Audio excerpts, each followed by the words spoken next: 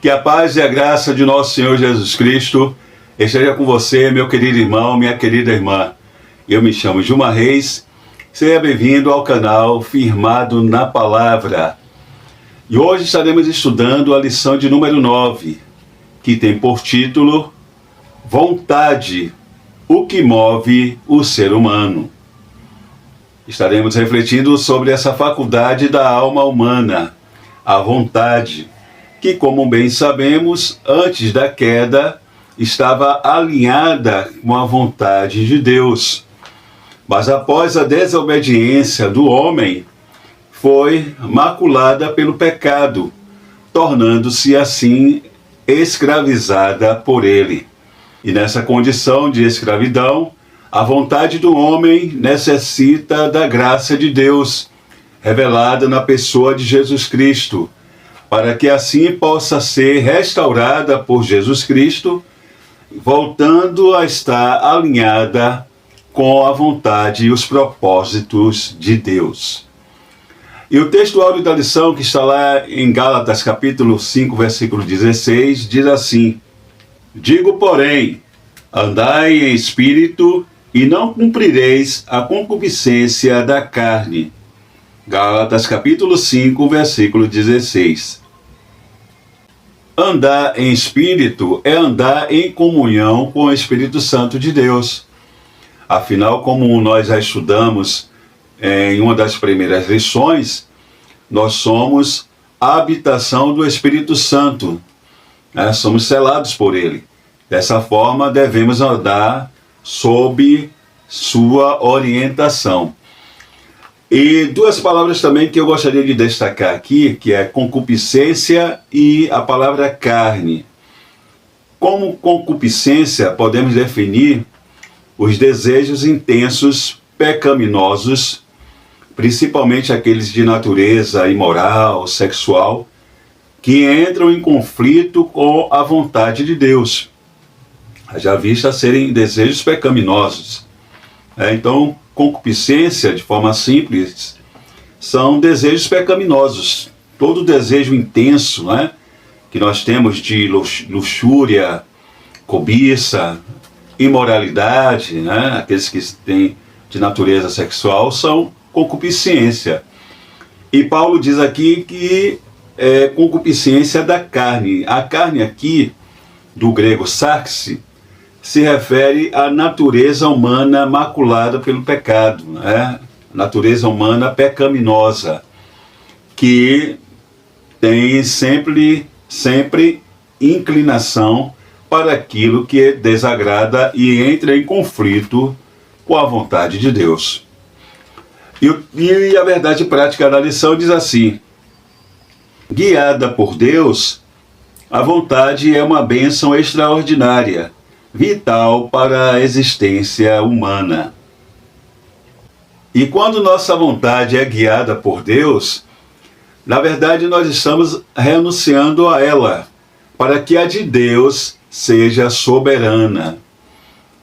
E é claro que quando nós nos conduzimos dessa maneira, é sempre uma bênção extraordinária.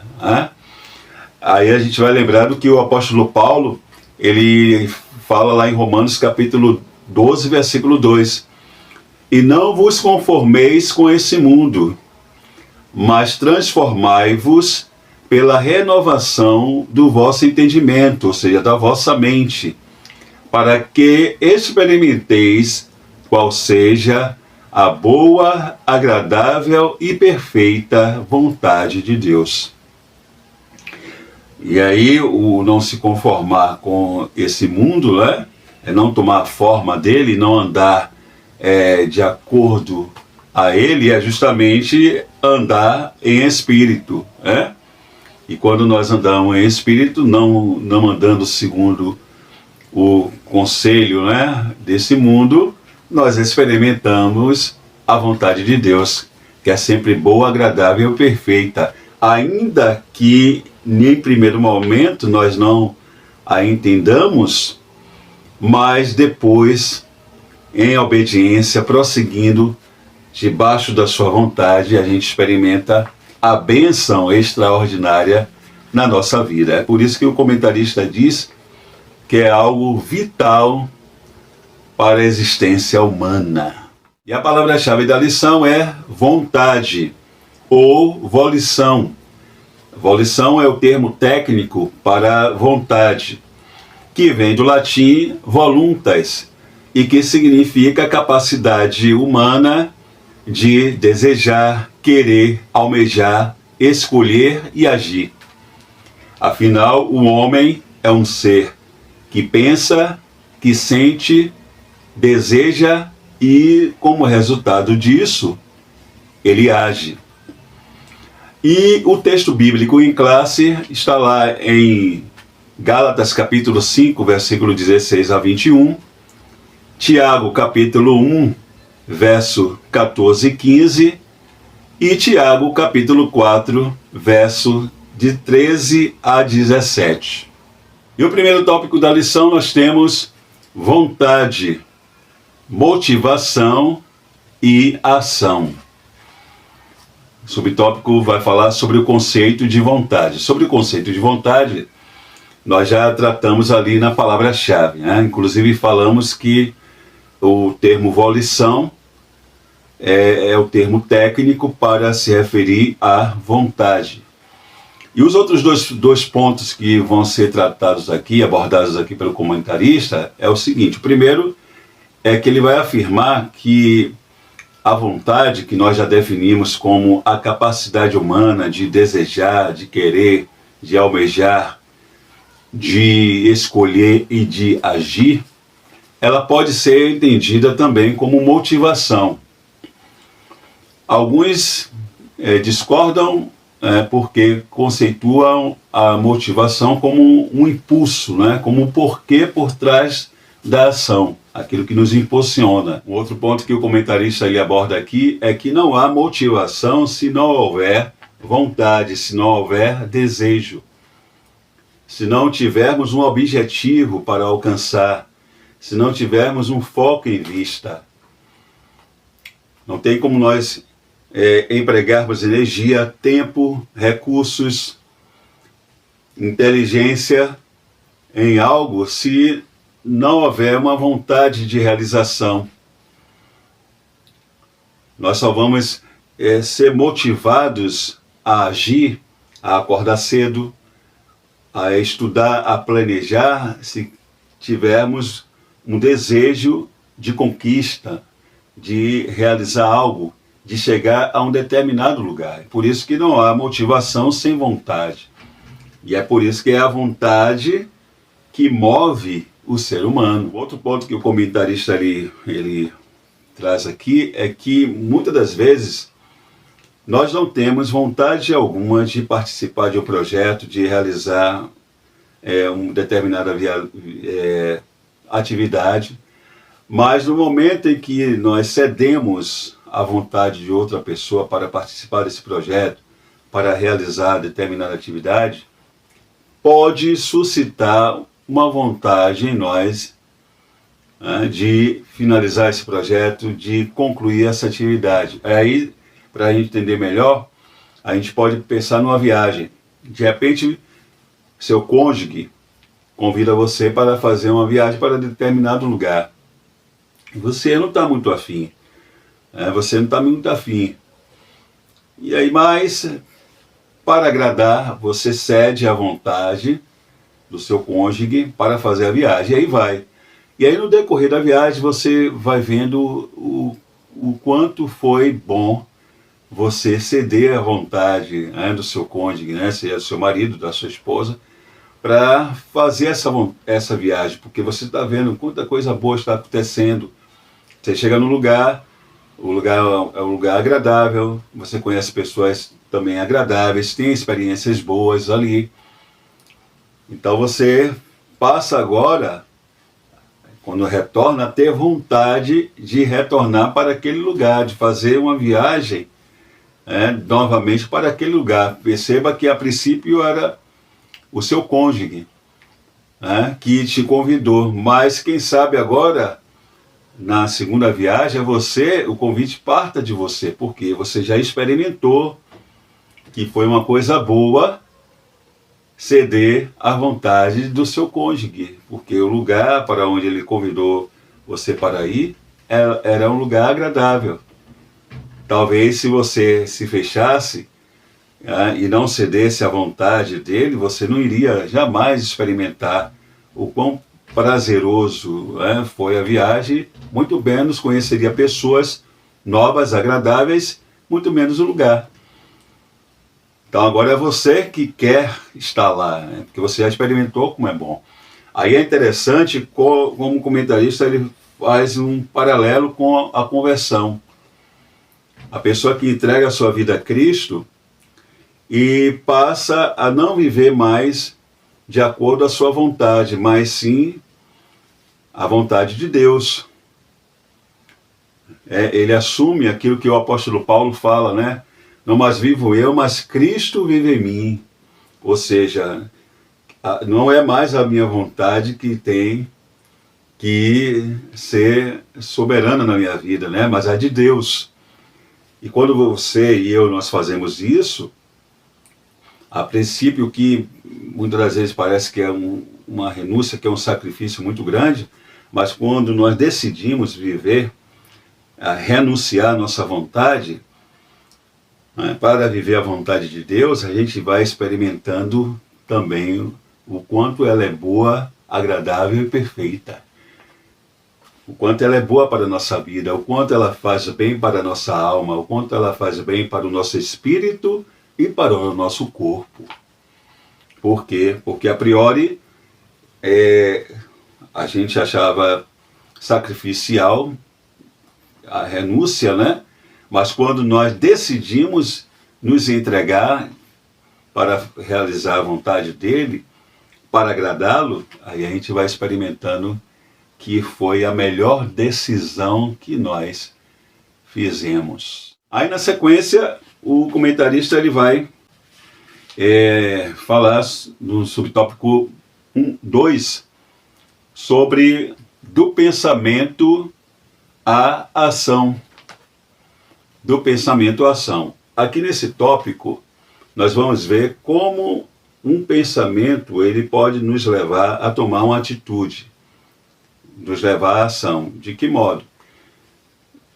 Vamos trazer a viagem novamente, né? De repente você foi para uma determinada viagem, retornou, mas você não viveu nada significativo lá. As experiências que você teve lá não foram tão significativas. Então, toda vez que você pensa nessa viagem, é só uma lembrança. Mas se houve experiências significativas, pessoas adoráveis que você conheceu lá, a experiência foi boa, toda vez que você pensa nessa viagem, suscita em você um sentimento de nostalgia. Nostalgia é aquele sentimento de saudade, né, pelo tempo que nós ficamos em determinado lugar, ou que estávamos em determinada situação no passado, né? Pode ser um passado próximo. De repente você ficou nesse lugar 2 anos, 3 anos, e aí toda vez que você lembra, pensa nesse lugar, fixa o pensamento nos acontecimentos que ocorreram nesse lugar, nas experiências, suscita em você um sentimento de saudade, de nostalgia, que vai levar também a suscitar o desejo, a vontade de retornar para aquele lugar. E aí essa vontade, esse desejo, vai levá-lo a uma atitude, a uma ação que é planejar, comprar as passagens e viajar para novamente visitar ali as pessoas, os amigos que foram deixados ali.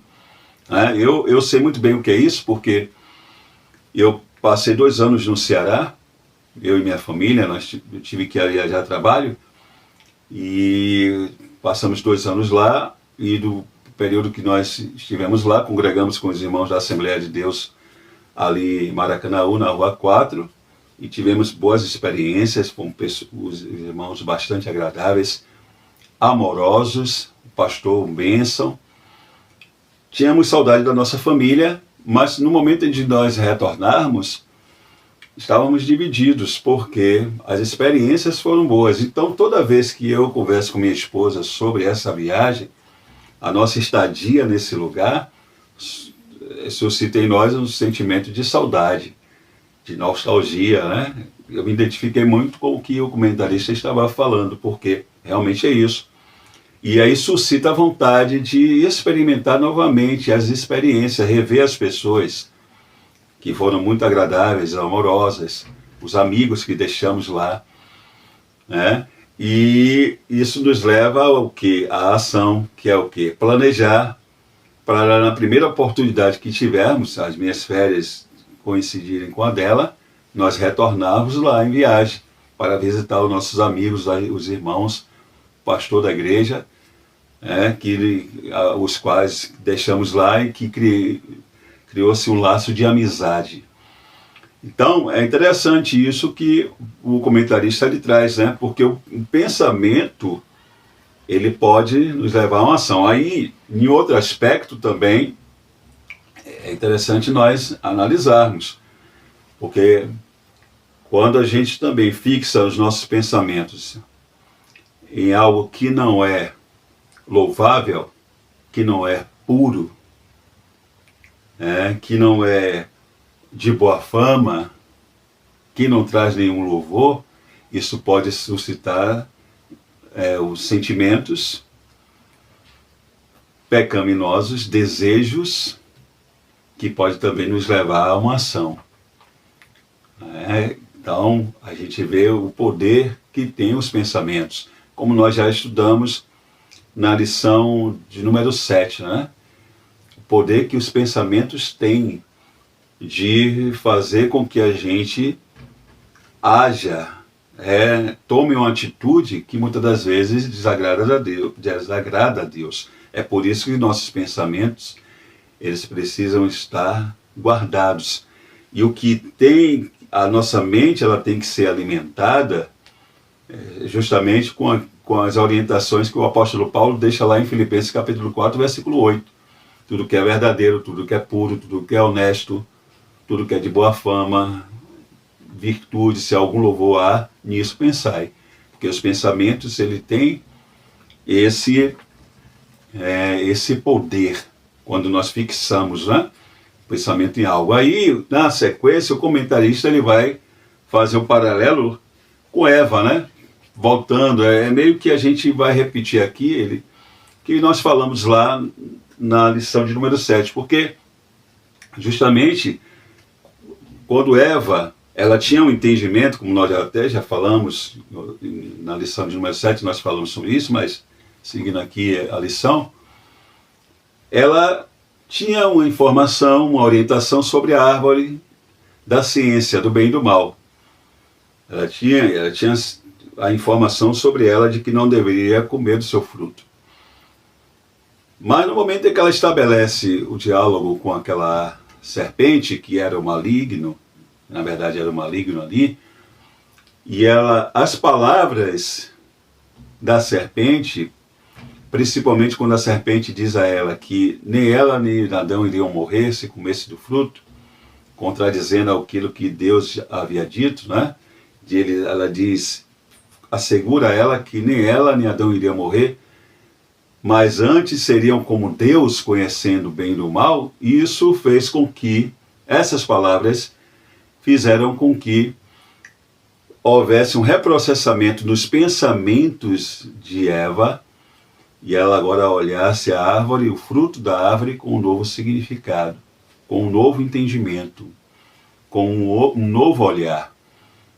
E aí suscitou nela o desejo, né, de poder, de independência e de adquirir o conhecimento prometido. O que levou a uma ação, a ação da desobediência.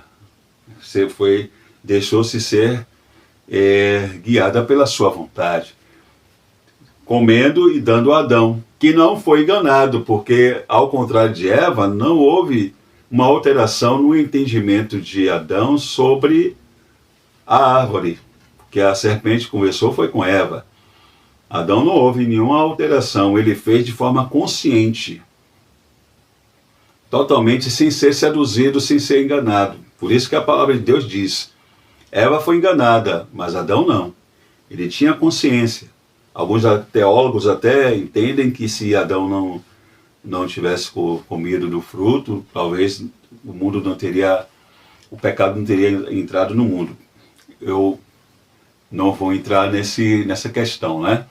Mas o fato é que a palavra diz que Eva, ela foi enganada, houve um reprocessamento, a serpente a seduziu, mas Adão não.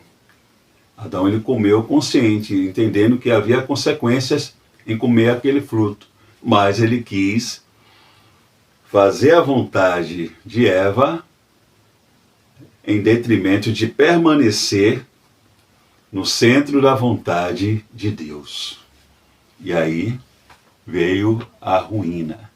Chegamos aqui no subtópico 3, a fraqueza da vontade, que na verdade é falando sobre a decisão de Adão de fazer a vontade da sua mulher, de Eva, e o comentarista faz uma aplicação, né, trazendo para nós quantas vezes nós fazemos, nós cedemos a nossa vontade para fazer algo consciente de que aquilo desagrada a Deus. Não fazemos desenganado, até premeditamos, porque queremos satisfazer os nossos desejos, a nossa vontade, em detrimento de permanecermos no centro da vontade de Deus. E isso é um perigo, né? Porque muitas das vezes a gente precisa ponderar nisso. É um caminho que talvez não tenhamos a oportunidade de nos recuperarmos. Não no sentido espiritual, no sentido de que Deus ele não esteja sempre pronto a nos perdoar. Mas dependendo do que seja, pode haver a morte espiritual e logo em seguida a morte física. E a palavra de Deus diz que depois da morte segue-se o juízo. Não somos juízes para dizer quem será salvo ou não, mas de acordo ao fruto, né, se conhece a árvore. As obras da pessoa é que vão já indicar, né? Mas quem sabe, claro, quem pode realmente saber é Deus. Mas o que fica para nós é, querido, querida, jamais saia do centro da vontade de Deus. A vontade dele é boa, é agradável, é perfeita. Às vezes nós queremos satisfazer a nossa porque determinada coisa nos dá um prazer e é momentâneo, pode até ser intenso, mas é momentâneo, mas depois o que fica é um estrago. Um estrago, perdemos a comunhão com Deus, fica um estrago na nossa alma, porque nós somos acometidos pela culpa, pela vergonha, e muitas das vezes o nosso corpo também sofre. Por quê? Porque decidimos, conscientes de que aquilo que nós estamos cedendo a fazer, cedendo a nossa vontade para fazer, é algo que desagrada a Deus, é algo que vai nos afastar de Deus. Mas estamos olhando apenas a promessa, né, do prazer. Mas o conselho que nós damos a você é: permaneça no centro da vontade de Deus.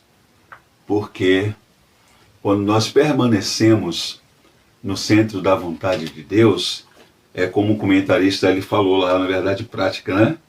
A bênção, ela é extraordinária. Pode até não ser uma bênção material, mas a bênção espiritual da comunhão, da edificação, de você crescer, ter maturidade espiritual, vencer a tentação, vencer a sua vontade, e aí chegar em um patamar, em um nível espiritual mais elevado de comunhão para com Deus.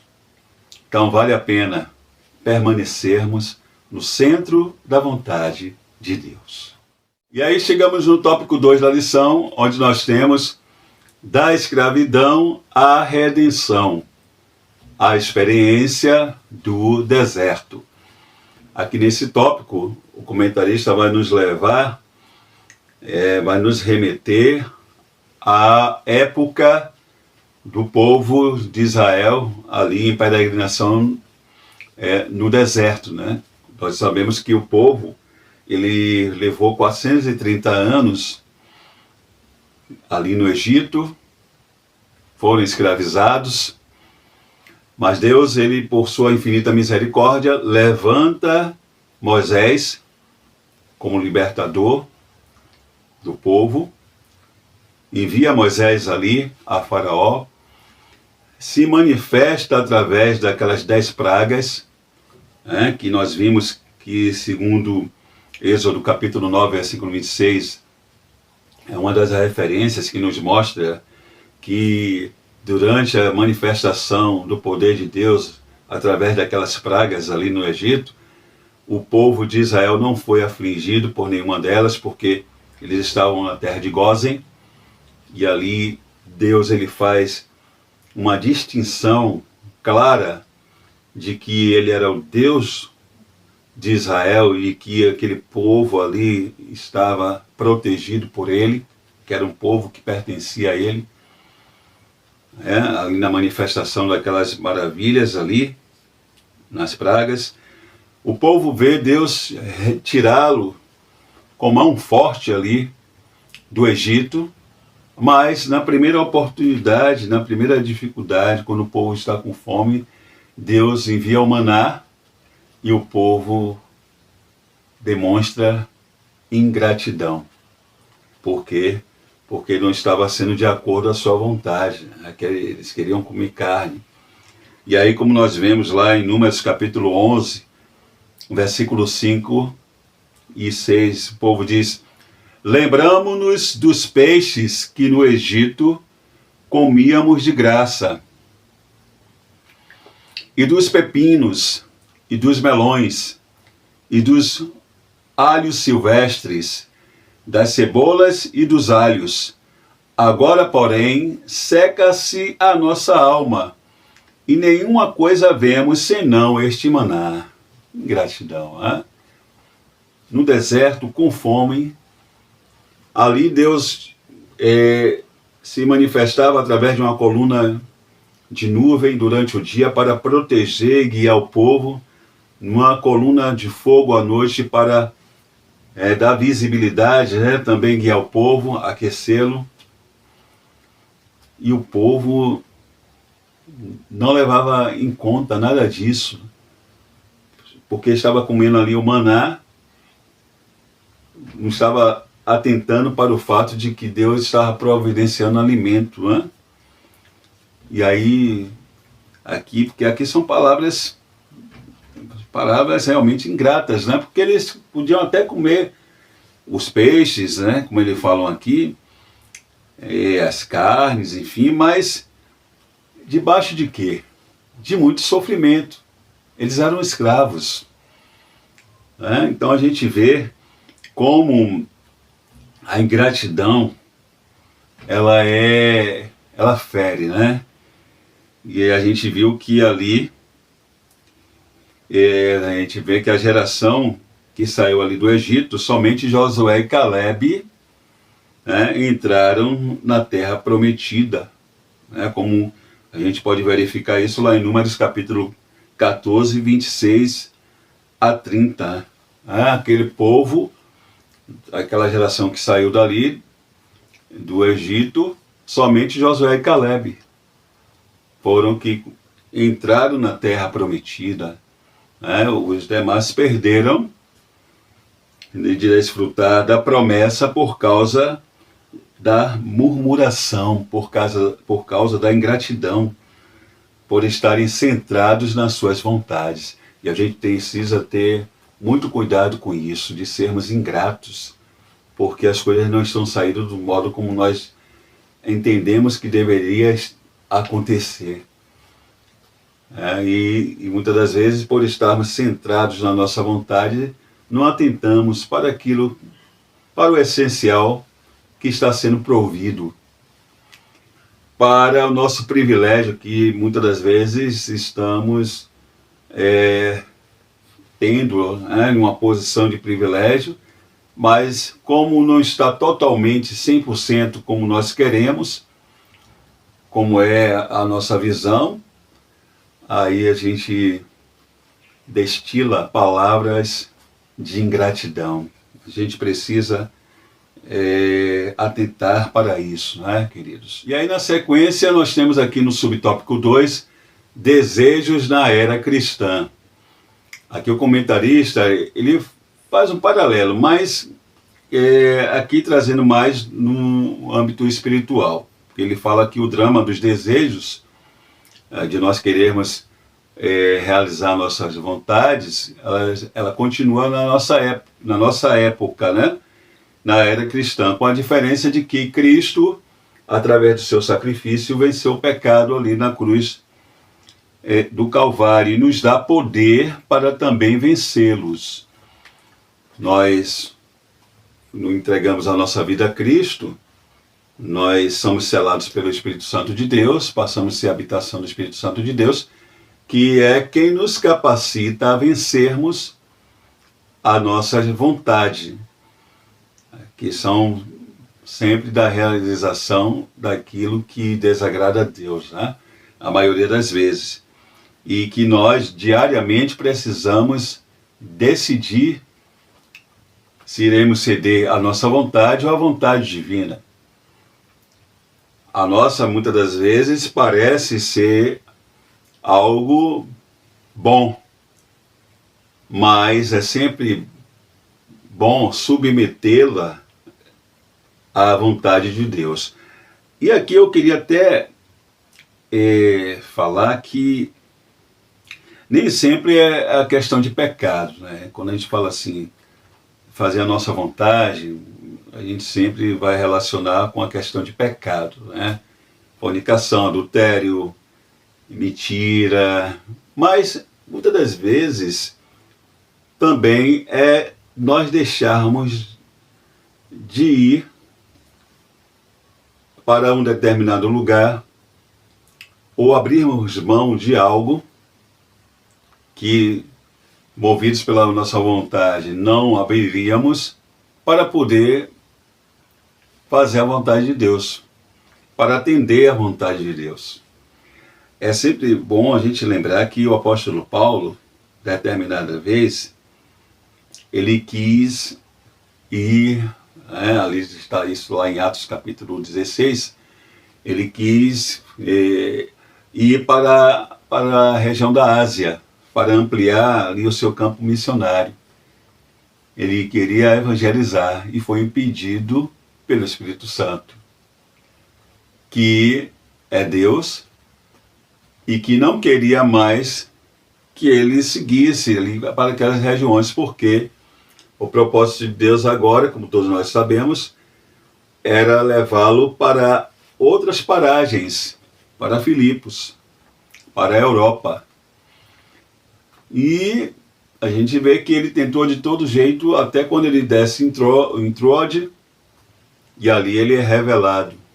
Ele tem ali a visão de para onde ele deveria ir. Porque agora a vontade de Deus era levá-lo para outro lugar. Então, às vezes, é algo até que é lícito e que convém. É algo até que a gente quer fazer para o reino, né? Queremos realizar para o reino, é algo até que a gente, dentro da nossa congregação, a gente quer fazer, que aos nossos olhos é algo benéfico, é algo bom, que vai trazer aos nossos olhos, né, que vai ser algo bom até para a congregação, mas não é a vontade de Deus que a gente realize. Pode acontecer, né? Está escrito, esse exemplo de Paulo nos indica isso, que pode acontecer. É por isso que, mesmo que seja algo para o reino, a gente precisa buscar apresentar ao Senhor. Senhor, a minha vontade, o meu desejo de realizar isto. E coloca diante de Deus. E Ele vai dando a resposta através das facilidades que vão acontecendo.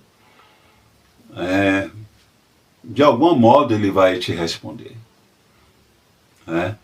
O que precisa é nós sermos sensíveis, porque às vezes a gente fala sempre de deixar de fazer a minha vontade para fazer a vontade de Deus, e a gente sempre relaciona a questões de pecado, mas nem sempre é isso.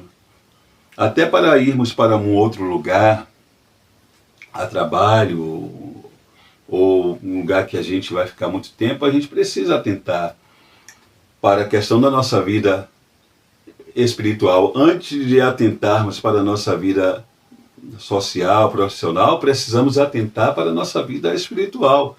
É um lugar que tem congregações, é um lugar que você vai poder... você vai para ficar 3 anos, 4 anos, 5 anos, 10 anos, certo. Mas é um lugar que eu vou poder congregar. Eu sou um cristão, eu tenho que me preocupar. Há igrejas nesse lugar? Como é que vai ser? Tudo isso, se preocupar com isso. Não só se preocupar com a vantagem, a questão salarial, a questão do trabalho, a questão do lazer. Aí se preocupa com tudo isso, a moradia, mas também com a questão que vai suprir a sua necessidade espiritual, de congregar, de estar reunido com os irmãos. E aí a gente tem que orar, tem que apresentar ao Senhor, porque quando realmente a mão de Deus está, a gente chega no lugar, a igreja se apresenta, o local, a gente participa e a gente é bem recebido. E tanto a nossa vida profissional, durante a nossa estadia no lugar, como a nossa vida também espiritual, ela é bem sucedida. Então, a gente precisa atentar. Porque, em essência, quando a gente fala da vontade de Deus, em essência, o que é a vontade de Deus para nós? Está lá em 1 Pedro, capítulo 1, versículo 16, que diz assim: porquanto está escrito, sede santos, porque eu sou santo. Essa é a vontade de Deus para nós. Santidade. Nós sabemos que nós estamos em um processo de santificação. E tudo que venha prejudicar esse processo, Deus ele não vai permitir. Tudo que venha de encontro à nossa vida espiritual, que vai fazer nós nos retirarmos da presença do Senhor, tenha certeza que às vezes as portas se fecham, aí para nós, poxa, mas a minha vontade é de estar aqui, mas se submeta à vontade de Deus. Porque lembre-se, como o apóstolo Paulo falou, ela é boa, agradável e perfeita. E aí a gente chega aqui no subtópico 3, falando da decisão do homem redimido, que é justamente isso. O homem redimido, ele quer fazer sempre a vontade de Deus. Ele quer sempre andar em espírito, para não cumprir a concupiscência da carne. Aí eu gostaria de ler lá Romanos capítulo 8, versículo 5, que diz assim: porque os que são segundo a carne inclinam-se para as coisas da carne, mas os que são segundo o Espírito, para as coisas do Espírito. Porque a inclinação da carne é morte, mas a inclinação do Espírito é vida e paz. Então, o homem que é redimido, que entregou a sua vida a Jesus Cristo, ele procura não fazer a sua vontade, mas fazer a vontade de Deus. E fazer a vontade de Deus é ter comunhão com Ele. A gente vai vivendo, vai planejando, vai realizando, mas sempre colocando diante dele, principalmente quando for decisões importantes da nossa vida. E quando se fala da questão aqui, quando se fala de coisas pecaminosas, se afastar, porque O homem que é redimido e que decide viver a vontade de Deus, ele vai atentar para o que o apóstolo Paulo, ele diz ali, novamente, voltando ali para o verso 8, né, do capítulo 4 de Filipenses. Ele vai pensar em tudo que é verdadeiro, tudo que é puro, tudo que é honesto, tudo que é de boa fama. E quando a gente fala de pensamentos, a gente tem que falar, a gente sabe que o ambiente influencia nossos pensamentos. Lugares que eu frequento, eu tenho que observar, né, quais os lugares que eu tenho frequentado, quais as pessoas que eu tenho me relacionado. Será que as pessoas, as conversas que eu tenho participado, têm feito com que na minha mente seja produzido pensamentos louváveis, pensamentos puros, pensamentos virtuosos ou não? Porque às vezes as conversas, as pessoas com que nós nos relacionamos, podem estar nos afetando na nossa forma de pensar, naquilo que vem à nossa mente, os ambientes, aquilo que eu tenho posto diante dos meus olhos. A gente volta a falar sobre isso, né? Aquilo que eu tenho posto diante dos meus olhos, porque alimenta a minha alma, a sede das minhas emoções, dos meus pensamentos. A gente está estudando antropologia, né, bíblica. Então a gente sempre volta para essas questões das dimensões que constituem o homem, né? A alma, a sede das emoções, dos pensamentos. O que é que eu tenho posto diante das janelas da alma, que são os olhos, os ouvidos? Eu tenho escutado o quê? Então tudo isso eu preciso me atentar se eu quiser viver no centro da vontade de Deus. Eu preciso me atentar. Por quê? Porque eu agora sou uma nova criatura. Nós agora somos uma nova criatura. Eu agora não mais vivo eu, mas Cristo ele vive em mim.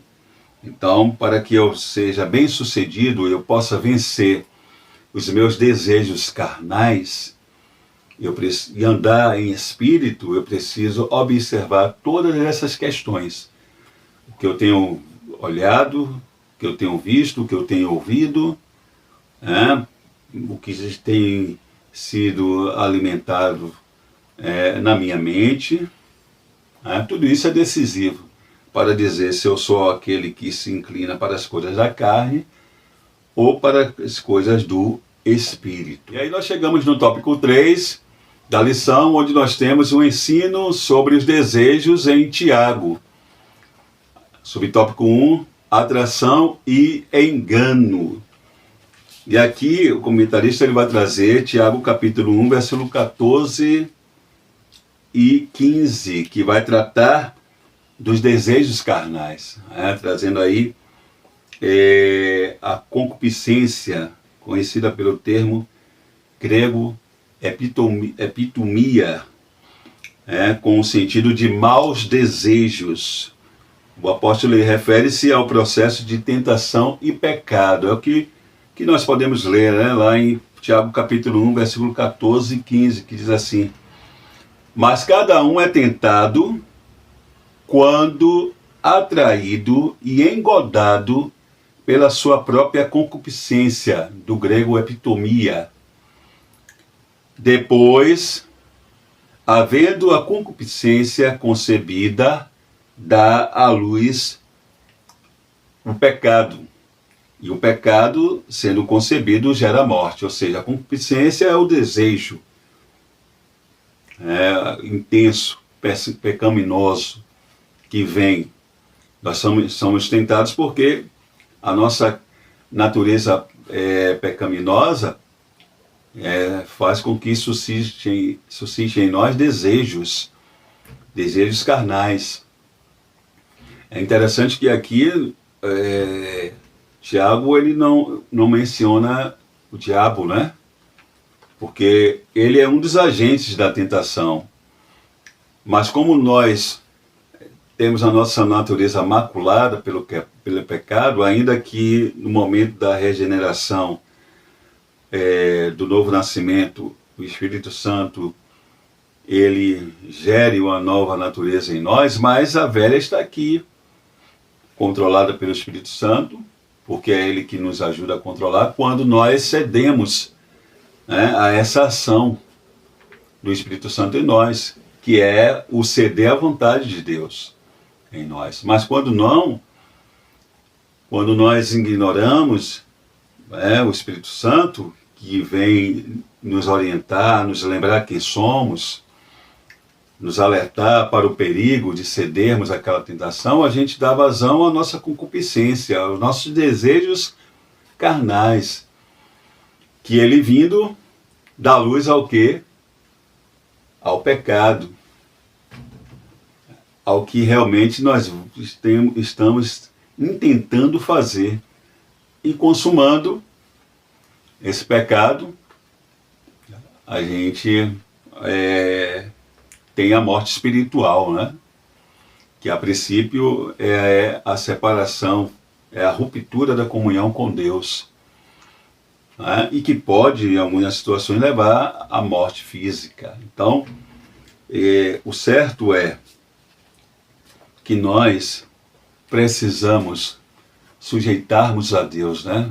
Como o próprio Tiago fala, sujeitai-vos a Deus, resisti ao diabo e ele fugirá de vós. A gente se sujeita a Deus renunciando à nossa vontade, esses desejos, e nos submetendo a dele. Há momentos que realmente difíceis, mas a gente precisa ver, analisar o que está fazendo com que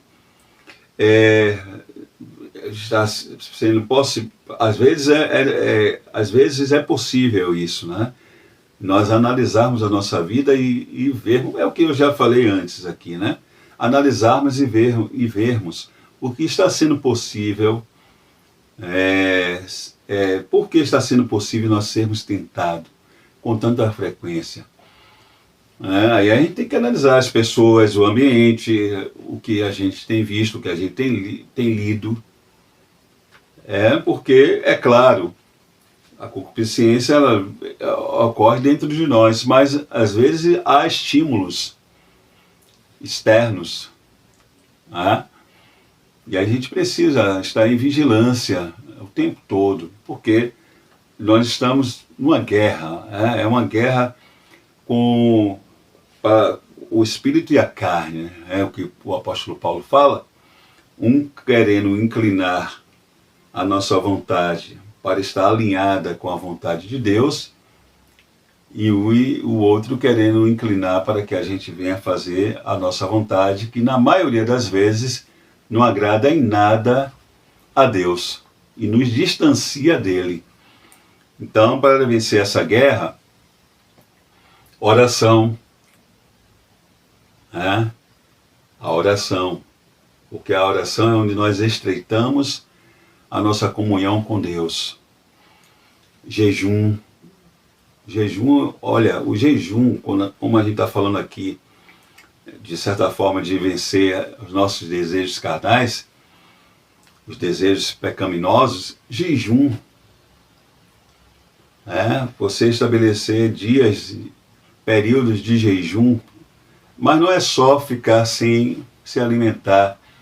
É nesse período, não que nos outros você não faça, mas principalmente nesse período, tirar um dia de comunhão realmente com Deus, onde você vai orar, tirar períodos de oração, leitura da palavra, se possível, ir ao círculo de oração na sua igreja, porque só dessa forma que a gente pode vencer, porque o Espírito Santo ele vai tendo liberdade de atuação na nossa vida, e assim a gente vai vencendo a nossa vontade e permanecendo no centro da vontade de Deus, que é sermos santos, como Ele é santo.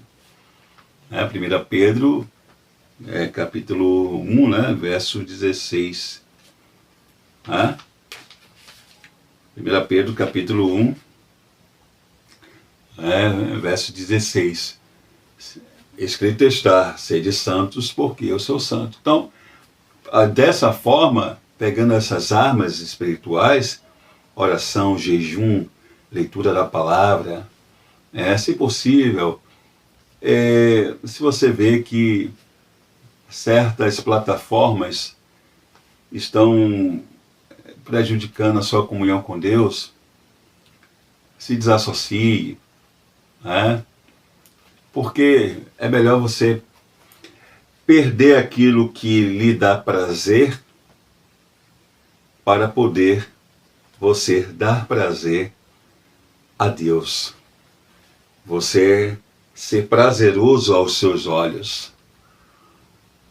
Ele olhar e ter prazer em você. Também ele olhar para mim e ter prazer em mim, no meu modo de viver, de como eu me comporto. Então, se muitas das vezes eu preciso abrir mão daquilo que me dá prazer, faça. É melhor que a gente faça e continue no centro da vontade de Deus. O 2 vai dizer, abordando o processo. E aí, na lição número 7, nós vimos como o pensamento tem poder, como nós já falamos, um pouco atrás. Como o pensamento, ele fixado em algo impuro e algo que não é agradável a Deus, ele pode nos levar a termos desejos pecaminosos e chegarmos a agir de acordo com esses desejos. Então, da mesma forma, já até adiantei aqui, tanto os pensamentos como também os desejos precisam ser abortados. Da mesma forma como a gente tem o cuidado. Apesar que estão entrelaçados, como nós falamos. Se eu penso, vai suscitar em mim sentimentos e desejos. Então, eu acredito que deva começar com aquilo que nós pensamos, o que vai na nossa mente. O cuidado deve ser começado aqui, para que o desejo ele também não venha ressuscitar. E aí, a conclusão da lição, nós temos, apesar de nossa tendência pecaminosa, não podemos encarar os desejos apenas de forma negativa. A vontade humana é uma faculdade essencial para a nossa existência.